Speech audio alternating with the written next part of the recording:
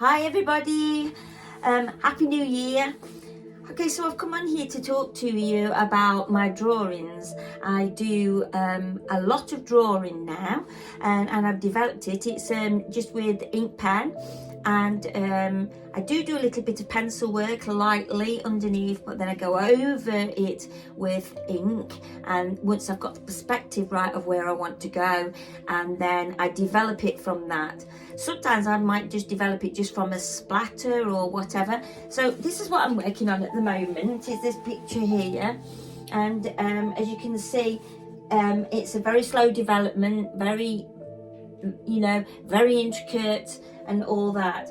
And so what I do is I go out and I pick places that I really like. So like York, I love the streets of York and all the stone walls and things. Take lots and lots of pictures of those on my phone, just on my phone. And then I come back and then I photocopy them. And then I zoom in, and so I pick out bits that I like. So the latest pictures that I've done are this.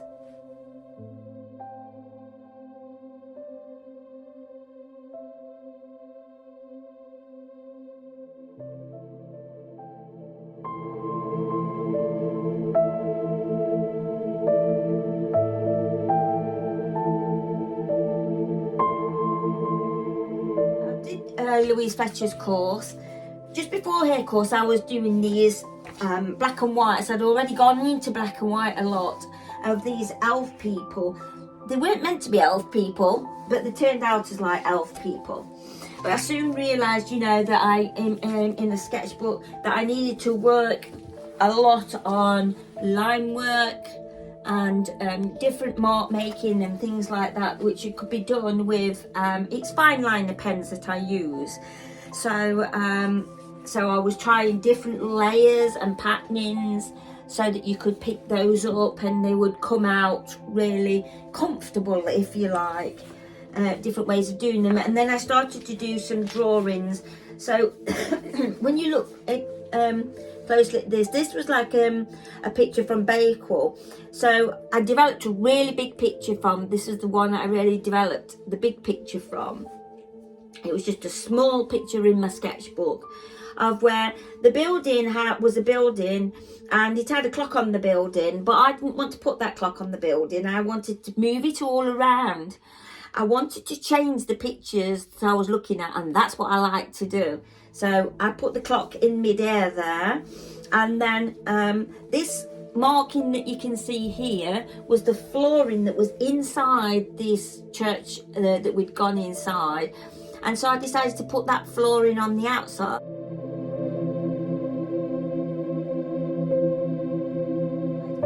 There was, against this here, there was a grate on the floor, so I put it actually on the fence.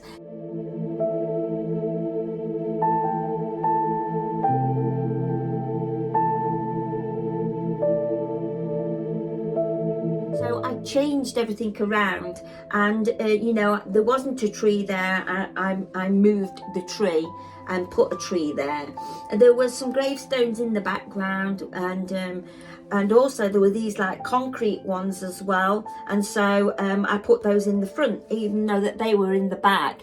So what I did was I kind of like brainstormed the pictures, and I love doing this now. So now I'm taking pictures from all different places. This was a little tiny bit from a picture in York, and so I took a photograph of that, and then when I brought that back I was able to just put that all together. So I was able to put that in that picture if I wanted to, or I could put that picture in that picture. So you can move things around. So you're picking out bits that you want, which is still like making it very abstract. And of course with Louisa's course that I've just recently done, I was able to see what it was that I was missing. So the contrast is lacking here. And plus more detail, I wanted more detail. But I noticed I've really started to enjoy the freedom of texture and marks. So I wrote all that down. And then I picked out a simple drawing off the internet of a bird. But this drawing I wrote down here, it was too flat. and look too cartoony, and it would make a good book character for a bird, you know, for a children's book. But what I did like about this picture was this, and this was a breaking point for me, and because I started to use this on all my stone walling and all my big pictures. So as you can see here, like it's very prominent here, and so. And then I'm going to be doing the same on the opposite side. These are going to be like, this picture is going to be about my version of my version of heaven, because everybody's version of heaven is going to be different. This is my dream and what I think is going to be behind the heavenly gates.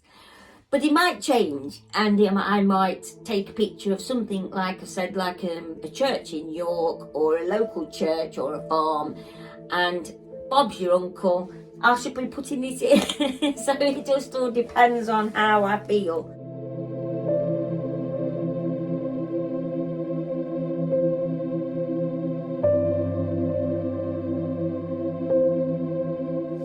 And then I started to do some inside work of like, this was a chair that I saw in a pub, and there was a shelf with some books on it. So what I did, I started randomly sketching, but from photographs that I've taken, and then I was writing bits about them of how I could change things and different marks and how I moved on. That was on a shelf, and that actually was just on a shelf. And then I started to have to look into perspective, obviously, because I didn't want my drawings to be flat. And yeah, and this was like, I started to think about a drawing of like, I live in a mining village, and so I drew the miners in a cage going to be going down. Obviously I've changed it all, because there's the pit wheel, you know, and there's the lamp, a miner's lamp, and this is the building that's at the back of it, and this was the miner's lamp, another different kind of miner's lamp that they wore on the head. So that was something else. So all things that I picked out, and I've put them together in a picture, and that's when I started to do that and started to realise, yeah, I can change things. It doesn't have to be a picture that I've taken and then that's it. It needs to be what I want it to be, and that's what's fun.